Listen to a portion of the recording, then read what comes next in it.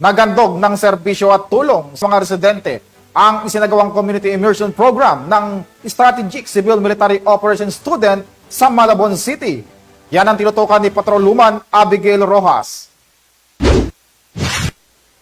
Isang makabuluhang araw ang ipinamalas ng pulisya sa mga mag-aaral mula sa Dampalit Elementary School sa Malabon kasama ang kanilang mga magulang.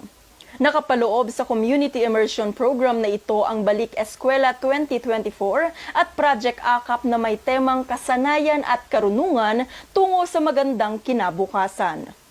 Naisakatuparan ang aktibidad sa pangunguna ng Strategic Civil Military Operations students kasama ang Regional Police Community Affairs and Development Unit NCR, Station Community Affairs Section ng Malabon City Police Station at District Community Affairs and Development Division ng Northern Police District.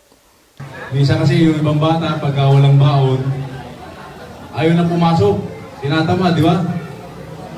So, pagka may pangarap kayo sa buhay, kahit wala kayong baon, pumasok lang kayo para marating nyo kung anong gusto nyo sa buhay.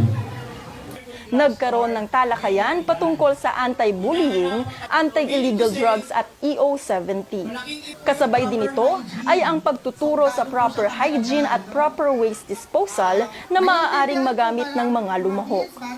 Tampok din sa aktibidad ang pamamahagi ng school supplies sa mga estudyante na napiling benepisyaryo ng programa. Thank you po sa mga nag-sponsor po and sa mga kapulisan po dito at sa immersion program po rin naganap po dito sa Barangay Dampalit.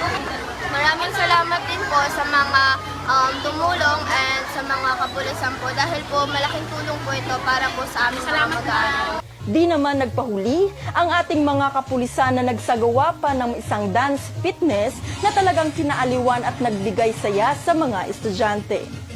Layunin ng aktibidad na ito na patatagin ang ugnayan ng pulisya at mamamayan upang makapagbahagi ng kahit kaunting tulong para sa mga kababayan natin lalo na sa mga kabataan na pumapasok sa paaralan. Mula dito sa Barangay Dampalit, Malabon City, ako po ang inyong PNN correspondent, Patrolwoman Abigail Rojas, alagad ng batas, tagataguyod ng Balitang Pulis. Maraming salamat sa Patrolwoman Rojas.